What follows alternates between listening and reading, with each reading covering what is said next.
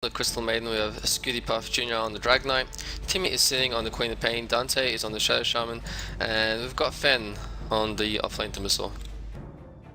Over on the side of 300 Spartans, Pixis will be taking up your Batrider, Adden on your Lifesteal, Spanko will be taking up your Venomancer. In mid lane we have Hazy on the Temporal Assassin, and finally down in the offlane will be Shivaga on your Weaver. I actually just wanted to say something. It's a little bit interesting to find that neither the Templar Assassin or whoever's rolling mid here for Caffeinated, it looks like it's going to be the Queen of Pain. Neither of them will pulled any of those tangos by the supports, which means that they're going to have their bottle a little bit slower. Not much slower, it's like, 3, 4, about a wave in terms of creeps.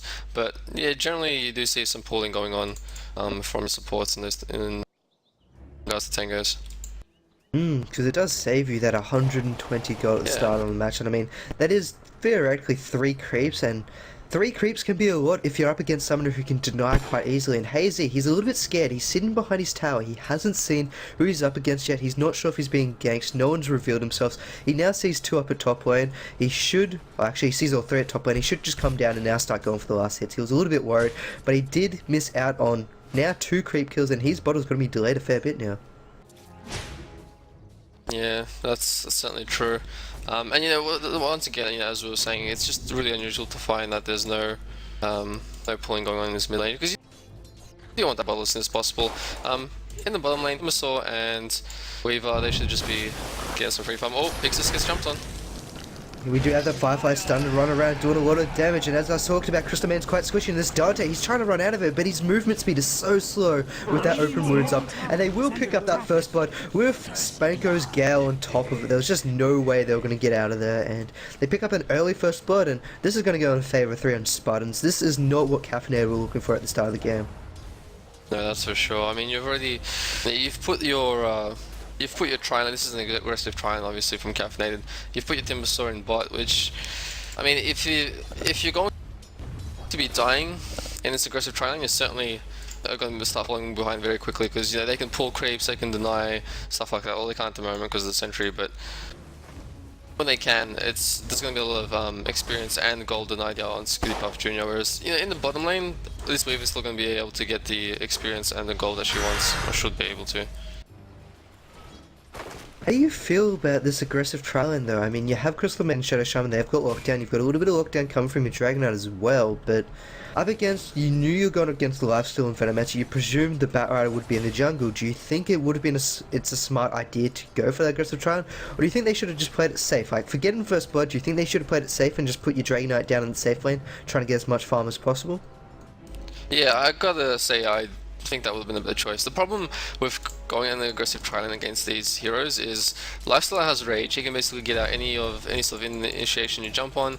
Batrider has his Firefly, so you can fly over trees and just dodge you around, and you've got the Venomancer, so you can just Venomous Gale to ensure that you're able to get away. So it would have been very hard for Caffeinated to pick off a level 1, level 2 first blood here, and much easier for 300 Spartans, as we saw just before. So I feel like this aggressive Triline won't get them the result that they're looking for. And we'll have a little look at mid lane, see how these 2 heroes are going. Queen of Pain sitting 9 for 5.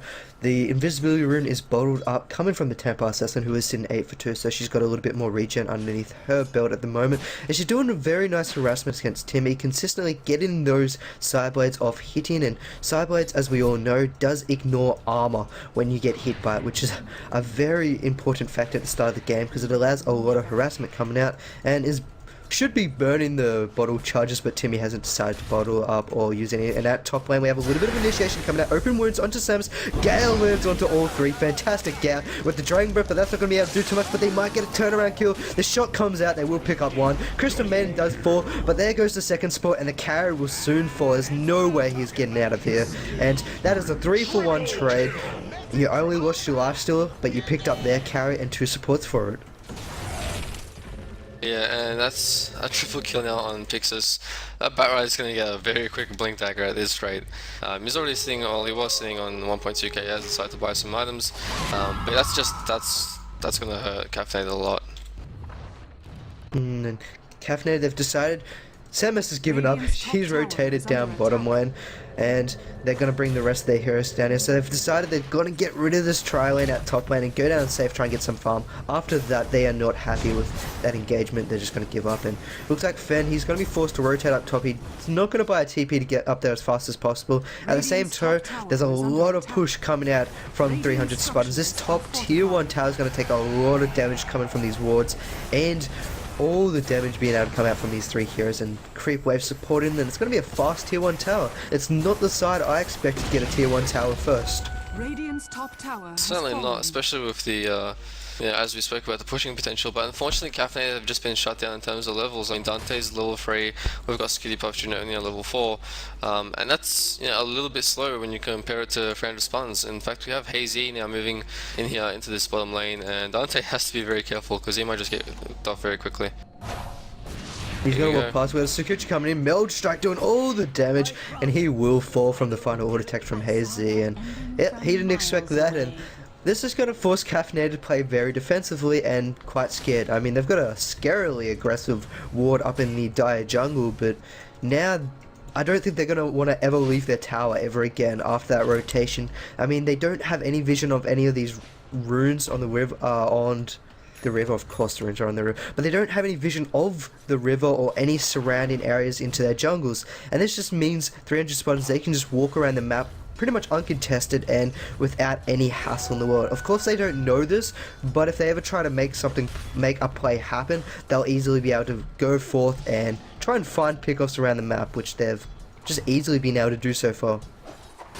Yeah, one thing I'm a little bit surprised at is this Lifestealer is sitting on 11 last hits, whereas the Dragonite is sitting at 15. That's quite low for a Lifestealer considering he's had a pretty good early start. We do have a smoke gain coming up here. He's taken a lot of damage actually. Spartans. Yeah, he got forced out by Fen.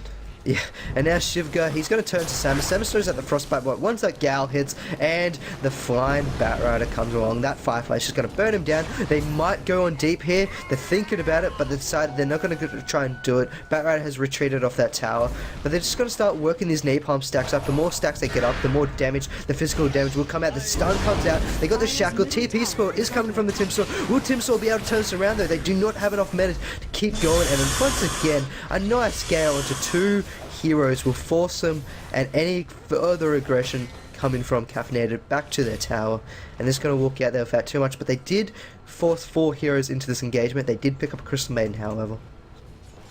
Yeah, it also means that now Aiden on the Lifestealer is able to get some free farm in that top lane, catch up a little bit in terms of last hits, and I gotta say, so far, the French Spartans, their rotations, their movements around the map are pretty good.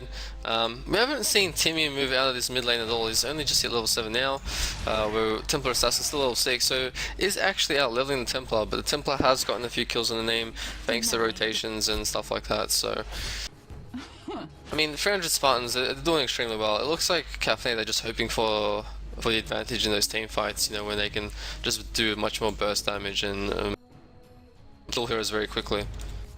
How do you feel about this Queen of Pain's build? She's going the farm orientated build where she picks up 4 level points of Scream of Pain. She hasn't picked up her ultimate yet. Do you think this is a wise move where she's trying to get as much farm as possible before she starts rotating? Or do you think she should be trying to find a few plays around the map, or just 300 Spartans, just too tanky and elusive for her to be able to rotate as of yet? Yeah, it's I gotta say, you know, the lineup from French Spartans is, as you said, you know, pretty elusive. However, oh, Timmy jumped on here in the mid lane. But you know, the farm oriented build works. Some situations here it's a bit weird, just because it picks up the Scream Pain now level 8, but yeah, you sort of want to be ganking, and even though you've got heroes like the Weaver, Batrider, Venomass, you know, those 3 heroes you can certainly jump on and pick off pretty quickly with the Queen of Pain. They're all relatively fragile, particularly to the spell damage, so I feel like this Queen of Pain should be ganking a little bit more. Going the farm oriented build, it's not terrible in this situation, but yeah, they really need some kills. Man, it looks like they might see a little bit of aggression. They got the lasso, they pull him back. Gale also lands. There's no escape coming from the Dragonite. He will fall eventually. But how much more can 300 Spartans pick up from this? They've got one, they've got a second one. Pixis should be able to escape. Shadow Shaman went for it, and now he's going to put himself in danger. And that's 3 heroes easily picked off from the setup of Pixis.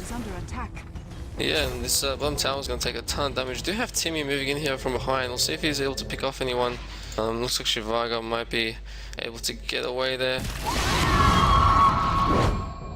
Yeah, just gonna walk on And out. In fact, She Timmy throws falls out the very low. Sonic Wave, and now she's taking a lot of damage from the Swarm. And now the Plague Ward. Could this be enough to actually pick off Timmy? Is there enough damage coming from that Poison Sting? I don't think there is. It's only taking 4 damage. But Shivaga, he's coming around from behind. He's got a Sakuchi. He just needs one attack off with that Gemini, and we do have a dead Timmy. He knows that he's just gonna walk away. Cool men don't look at explosions, and Queen of Pain just exploded into giblets. Yeah, Radiant's middle tower is exactly under right. I attack. gotta say that was a bit of a poor choice there by Timmy. You know, I was hoping to find Shivaga quite low, or at the very least Pixis as well, but Pixis did teleport out, and Shivaga just thanks to the self was high enough in terms of health to survive the Screamer Pain and the Sonic Wave, and able to turn around and get himself a kill as well. So nicely played. Let's say this Weave is doing very well in terms of sitting at 32 last hits, which is second highest. And speaking of that recent engagement, it all allowed them to TP away from it thanks to a nice ward that they did have down the bottom river, watching any defensive rotations or any rotations come to the river. That allowed them to escape, heal up before Timmy came. And so 300 Spartans are not given any inches of ground for Caffeinated to move around or get any farm at the moment, and they're just got to keep holding the pressure to the throat of Caffeinated, because once you've got the lead in this aggressive lineup, you keep your lead and keep forcing the aggression. And speaking of forcing the aggression, they're coming around behind Timbersaw. Once this Gale lands, he's got one Timber chain every 4 seconds to get away. And here we go. Will he be able to get away? He's got hits with verticals, he does TP, but there's a lasso, and now Fen, he is more than gone here. And that's another pickup for 300 Spartans. Down at bottom lane, it looks like they just want to get aggressive with 2 heroes, and you shouldn't be able to get aggressive with 2 heroes, not against 2 supports and Dragonite, but in this case, they are able to, thanks to the very solid lead that they do have in this game. Yeah, Templar Assassin and Weaver, to those two heroes, even if these are up against 3, they can do a ton of damage, and they're also pretty survivable as well, just thanks to Refraction and Shikuchi and stuff like that. I see another tower fall though in this top lane. 300 Spartans just seriously bring all these towers down very quickly. We got Timmy, he's waiting down this bottom lane, he's waiting for any little misstep out of place coming from 300 Spartans, and unfortunately, he's going to be spotted out from, oh no he won't actually, almost spotted that out from Timmy. At top lane, they've got a nice push coming onto the tier 2 tower, and they're content with trading a tier 2 for tier 1 at the moment. And Timmy, he's still waiting around, he's missing out on a lot of XP and gold by sitting down this bottom lane, and he could have continued to have the advantage of XP and gold, or not gold at the moment, but the XP advantage over that Templar Assassin, and the higher you can get with the Queen of Pain, the more burst output you do have in these fights. But she sat there for a while, she found nothing, now she decides to rotate to the mid lane, and they see the rotation, they're going to come bottom, and they're going to try and set up some kills, and they'll also pick up a tier 1 for their efforts shortly. They also get a fantastic deny from the aggressive TPs, and Dragonite's ultimate, he's about to run off, he does pop the salve, they're ready, they're rotating their Timbersaw and giving Lifesteal more time to farm up in that top lane, which he actually decides to rotate down in mid. And here we go, the engagement is on, the nice Truckman coming out, doing a little bit of damage, trying to force out the time lapse. Venomancer gets way over his head, he throws out that Poison Gale, and then Nova, and the Gale comes out doing a lot of damage, but we do see the death of the Venomancer. Dante, he'll fall shortly after, he doesn't have an Ultra throw out in this engagement. Batrunner's gone, Sonic Wave and the Scream of Pain will pick off the backline to the 3-for-3 trade. They turn to Hazy. He's got Refraction Charge. He's got a meld in 4 seconds. We are getting to this Melton time, however. He's got to throw down his meld. He's going to sit there for a second. They do have some AoE coming out. Shelly turns back around. He's going for the Dragonite. Will be the death of him. He gets stunned up. Dragonite needs to run. Dragonite will fall to the dot damage coming out from the Venomancer, or should. But they do pick up a kill, and he actually survives on 20 HP. But it was a nice engagement for Caffeinated. Dragonite survives, and they get an additional kill on top of the team fight outcome, so they get 4 for 3.